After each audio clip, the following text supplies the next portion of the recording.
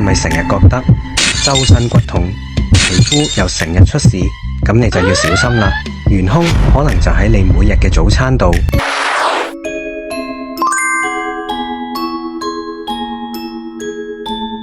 大家好，歡迎嚟到 Health Station。頭先嗰啲問題，你係咪中咗一樣半樣？其實呢啲好可能係你身體慢性發炎嘅警號。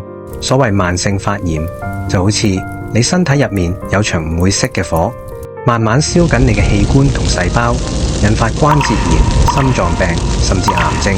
美國傳奇運動員45歲都仲可以贏超級碗嘅 Tom Brady， 佢保持巔峰狀態嘅秘密就係嚴格執行抗發炎飲食法。而哈佛大學嘅研究亦都證實，我哋食錯嘢絕對係慢性發炎嘅主要元兇。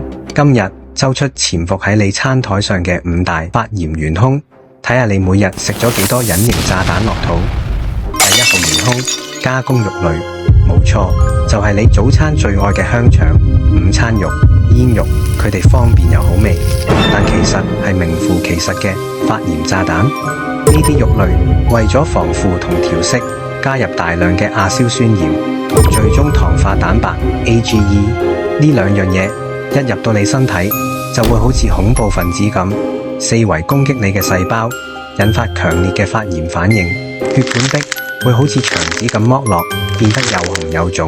唔係我亂講㗎，權威嘅美國心臟病學會雜誌早就發表研究，指出長期食加工肉類，心血管疾病風險會大幅增加25%。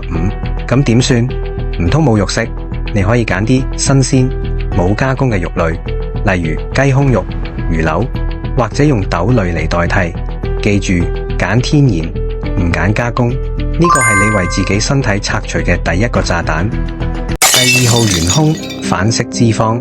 佢有個好聽嘅名叫氫化植物油，但其實係徹頭徹尾嘅血管殺手。反式脂肪係一種自然界幾乎唔存在嘅脂肪，佢一入到血管就會好似啲建築廢料咁黐實喺你嘅血管內壁。日積月累，你嘅血管會好似一條塞滿垃圾嘅水管咁，又窄又硬，血液想流過都難。壞膽固醇 LDL 就會乘機喺度積聚，形成一個個發炎膿瘡。呢個唔係危言聳聽，早喺2015年，美國食品藥物管理局 FDA 已經全面禁止食品商使用人造反式脂肪，因為證據太確鑿，證明佢同心臟病有直接關係。咁點樣避開佢？記住一個口訣：天然嘅就係好，盡量揀返啲天然油脂，例如橄欖油、牛油果油或者堅果入邊嘅好脂肪。下次買嘢食之前睇清楚營養標籤，見到氫化植物油、部分氫化植物油呢啲字眼，即刻放返低。第3號元兇，精製糖同含糖飲品。冇錯，就係你每日下午茶嗰杯珍珠奶茶、汽水同埋飯後甜品。糖本身唔係惡魔，但精製糖就好似一支軍隊嘅催化劑，佢一入到你身體就會刺激身體釋放大量叫做促炎細胞因子嘅嘢。呢班發炎大軍會喺你全身亂咁攻擊，令你嘅皮膚變差，關節發炎，仲會加速你成個人嘅衰老，就好似火上加油一樣，令你身體嘅小火種變成一場失控嘅森林大火。權威期刊美國臨床營養學雜誌研究發現，每日只係飲1罐330毫升嘅汽水，短短幾個禮拜，身體嘅發炎指數 CRP 就會明顯上升。最好嘅替代品，答案好簡單，水、無糖茶。如果你真係想食甜嘢，揀返啲天然水果，例如藍莓、士多啤梨，佢哋嘅天然果糖仲附帶抗氧化劑，益處多多。所以下一次你想飲汽水嗰陣，不妨問下自己，你係想飲一啖糖水，定係想飲一啖發炎藥水？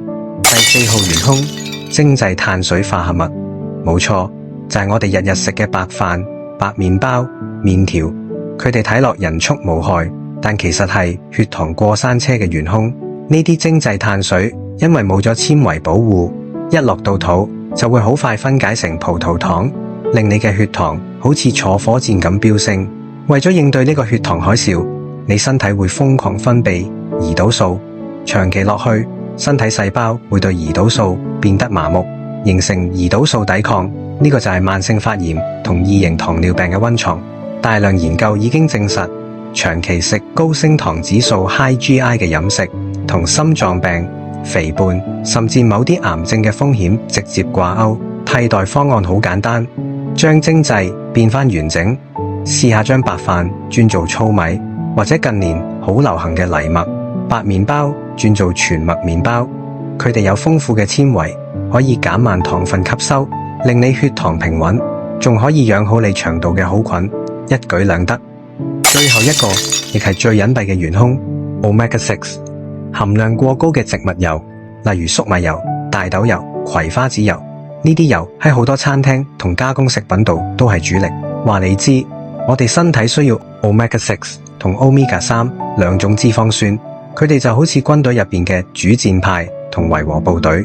Omega 6負責發動發炎反應去對抗外敵， Omega 3就負責剎停佢。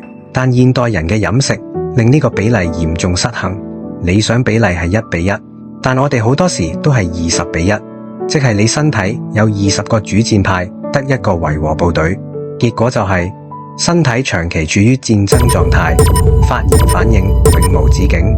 大量研究指出， Omega 6同 Omega 3嘅比例失衡，同幾乎所有慢性發炎疾病，包括心臟病、關節炎，甚至抑鬱症都有密切關係。解決方法並唔係完全唔食 Omega 6，而係要增加 Omega 3，減少 Omega 6。主食盡量用橄欖油，因為佢 Omega 6含量較低。最重要係要多啲食富含 Omega 3嘅深海魚，例如三文魚、青魚。只要平衡返你身體嘅維和部隊，就會夠人手撲滅體內嘅無名火。睇到呢度，係咪覺得好心寒？原來我哋每日食緊咁多發炎元兇，但唔使驚，既然我哋知道咗敵人係邊個，就可以主動避開佢哋。記住，我哋嘅目標唔係要你完全戒晒所有嘢，而係要你食得更聰明。只要喺日常飲食中逐步用我哋建議嘅健康選擇去取代呢啲發炎食物，你嘅身體就會感激你。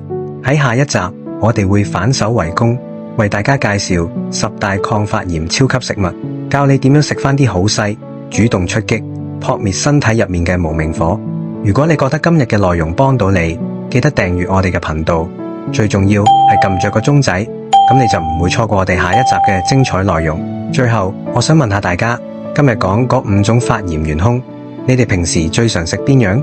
係早餐嘅腸仔蛋，定係下午茶嘅珍珠奶茶？不妨喺下面留言話我知，同大家一齊討論下點樣可以逐步戒甩佢。Health Station 同你一齊建立更健康嘅生活。我哋下集再見。